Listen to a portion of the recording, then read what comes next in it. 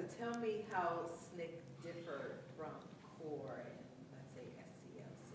What made you guys, how were you different? I had experienced, SNCC differed very definitely from CORE, from SCLC, and from some of the other organizations that were around at the time, but of course there were other local organizations as well.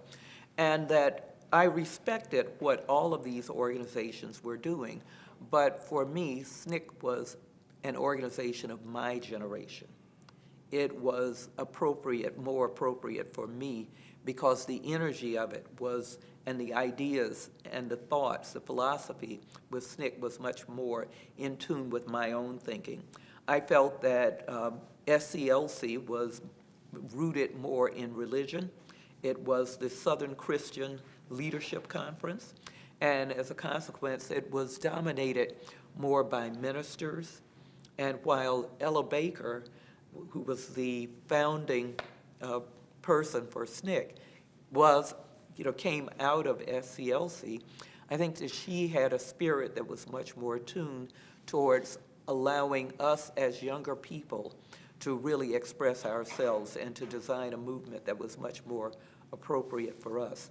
So SNCC to me was much more a student movement as opposed to SCLC, which was, for me, my father's kind of organization. And my father was a typical kind of person of the South at that time who was like a black Republican. And so for me, SCLC represented that kind of organization.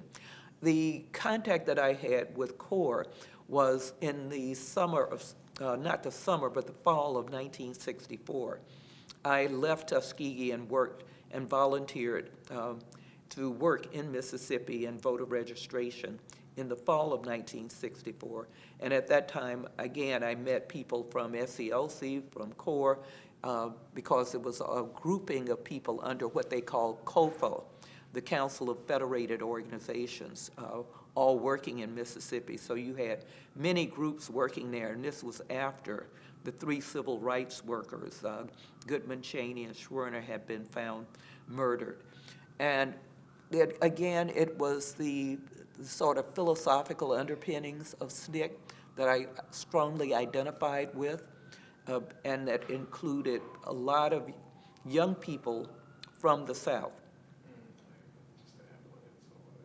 Oh, yes. Our noisy city, huh?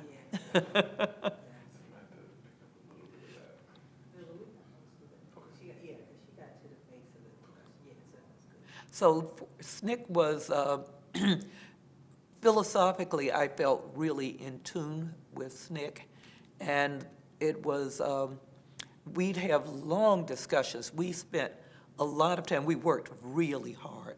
We'd work very hard during the day, and then we spend a lot of time at night talking and with each other and discussing various books and things that we had read, articles that we had read, and ideas that we were exchanging with each other about what was the right path to freedom, equality for our people. And that's what, for me, Black Power evolved out of those kinds of discussions. And the people like Courtney Cox, Stokely Carmichael, Ralph Featherstone, we'd have long, lengthy discussions about what was power, what was economic power, and where geographically could we then live as a free people, and whether we should, do we need our own nation, or was it possible to live within the context of the United States in true equality, and what would be required of us in order to do so? All right, very good. All right, so it's been more than 4 decades, or as we said, Mm-hmm. since your participation in SNCC. How did it change you? My experience working in the civil rights movement and working in SNCC changed me profoundly in many ways. It was in SNCC, working in the Atlanta office, I worked with the late Ruby Doris Robinson, who was a very young but very, very strong leader of SNCC. She was one of the most powerful women in SNCC. And just being around Ruby Doris Robinson every day was something that gave me, a younger black woman, a sense of this is what it means to be empowered.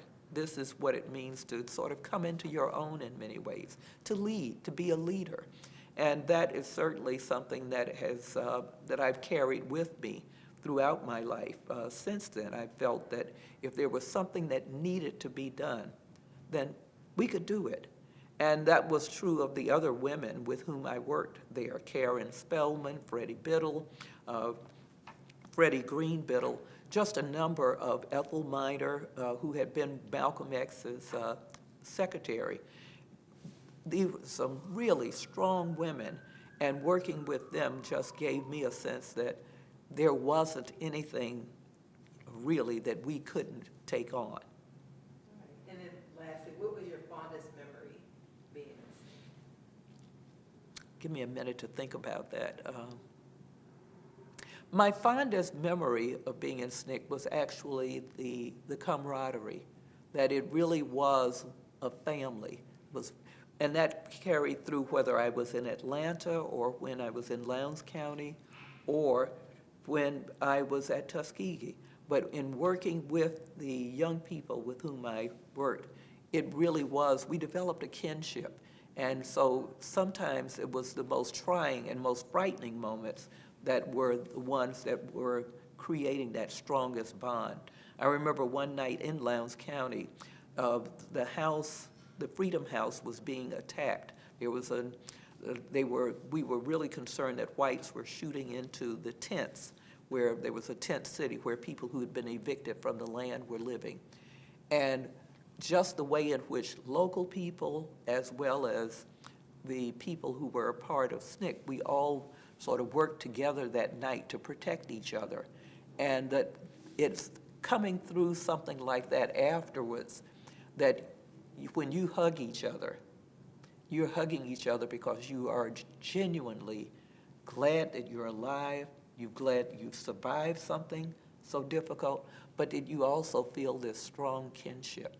And that kinship is something that I feel with all of those individuals to this day. Okay. All right, very good. Thank you. Yes, thank you.